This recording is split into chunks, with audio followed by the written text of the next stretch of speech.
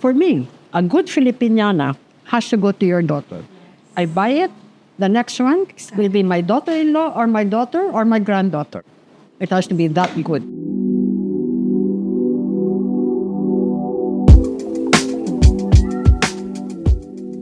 Hello, I'm Patis Tesoro, and all my life I have been creating things, anything that makes life happier. I like colors. For me, I think the influence of the environment and the garden and the Filipino lifestyle. I think I'm very bohemian. I wasn't going that way in the early days because it depended on my customers. So everything was beige. It was very conservative. I think the times are very free now, so I like that a lot. The world is changing very quickly. Ako, wala. Self-taught. We were taught in Assumption, Iloilo. Because in those days, the women were taught to become housewife. You had to make your own placemats, your own cobrekamas. From the age of 6 years old, you really knew how to embellish.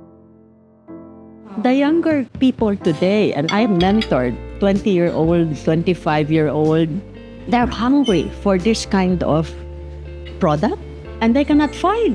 And during my time, you can buy all this bordado. Now, wala na. It's industrialization. When you embroider or you create, it's more meditative. It's a discipline eh. I wake up at 5 o'clock in the morning, I say, good morning Philippines, and 4:30, I'm already drawing. Because for me, it's meditative eh. And then it's a lot of work, huh? And it's very frustrating and you get all stressed out. I was Valley of the Dolls in my younger years. Hello, I'm not that clean. I was in my 30s maybe, and I would party morning, noon, and night. And then I said, no, I have to stop. Cold turkey. So I went into gardening, cooking. So it's a discipline. Is art expensive? That's a nice question. Well, I use pentel pen. Miniso. You have Miniso? I love Miniso. I buy it by 1 dozen because it's so cheap. It's what you do with it. I mean, you can buy really expensive canvas, but if your work is pangit or at least not sellable, I'm lucky that people like my work. But in the beginning, I just did it for myself. I started drawing on little pads. When you create a design for the embroidery, what's the process like? Does it begin with sketching a story? I dream about it. I illustrate, but I don't have time. So the concept comes from my brain, and I have a drawer there who is also a peon. I teach. Basta they have talent, I teach. We teach it. Yeah. I mean, if you want to be a designer, anybody can be a designer, You just need your background. But for me, it is 3/4 work and 1/4 creative. You have to hone your art. Have you heard of Gopeng? Yes. She came here. She was just eating here, and she asked me if I could work for her. I said no. I only work for the Filipino. I was asked to do wedding gowns, and then I was asked by French houses to do for them. Giorgio Armani. I said no. I'm Filipino. I'll just do Filipino. What we have that's distinctly Filipino is our embroidery embellishments. Embroidery can encompass beading or flower making. Basta we embellish. What I see today is this tela that they do. But that's the trend in Europe because to embellish now is very expensive. Why is it expensive? Because there's too few people making it. So we should build up the embellishers. We need to also revive embroidery. We need to have a creative course in patterns. You know, it all comes to that. I'm just saying that we have to live our daily lives in a good environment. And so that's what I'm doing. So I have not only a herbal garden, but a regular garden. I don't like anything fancy like houses for the plants. I grow sturdy like talong, okra, you know, everyday vegetables that we eat.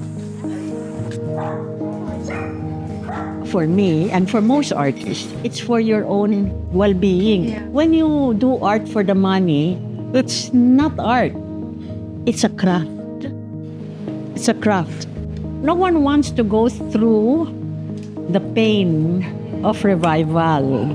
When I revived Piña, it just could die. This is pure pineapple that's only found in the Philippines, made from the red Visayan variety. We're the only country in the world that weaves and wears pineapple fiber. In my 30s, I saw that it was dying. So I had to work with the Department of Agriculture because if you don't have the source, you cannot do anything. 1980 plus late after the revolution, I went there and I said, "Where is the piña?" It was just like little kalat, like they throw it lang. I mean, everybody knew how to weave. And now the looms. In the old days, bamboo yan, kinakarve yan. I said to my embroiderers, "Why is it that our kalado is so big?" I said, "Ma'am, it is the weave. When you weave piña, the weave is big. So when they make the kalado, malaki rin because the weaving is malayo. Well, in the old days, masinsin yan." Yeah.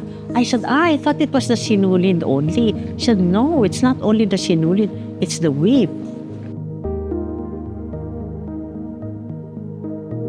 So this is my take on the malong. Many of it are embroidered. If you look at old pictures, you'll see that our ancestors wore anything. They'll just put on a malong. It wasn't like matching. Wala. You just wore it for man and woman. This is my RTW. But there's a lot of custom work. Actually, my customers are decades old na .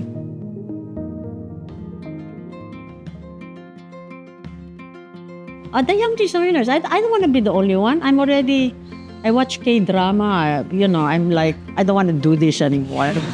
But I'm willing to do it. That's why I did the book. I've come to a point in my life, I share, you share this knowledge. Well, I'm 74. Can't bring it with me. This is 50 years of work. That's why it's so heavy. So any other designer can continue. It must continue. Must continue. For me, a good Filipiniana has to go to your daughter. I buy it. The next one will be my daughter-in-law or my daughter or my granddaughter. It has to be that good. Because Filipiniana is forever. You have children, your children's children. We must continue. We must continue because that is what we are as Filipinos, no? If we lose it, then we'll become what? Western? What is our cultural identity? And then it will become more unaffordable, and so people will not buy it anymore. I want every Filipino here and abroad to hunger for something precious, like piña, like burda. It can be modern because we are now in the 21st century. But we must keep the embellishment because that is what makes us Filipino.